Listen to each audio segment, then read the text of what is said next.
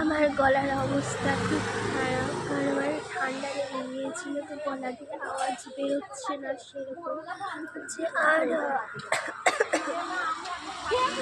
আমি এখন স্কুলে যাচ্ছি।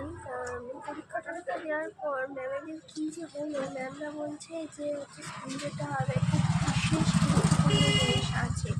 যাই হোক, হচ্ছে এখন স্কুলে যাচ্ছি আমি আর মামা। আর হয়ে গেছে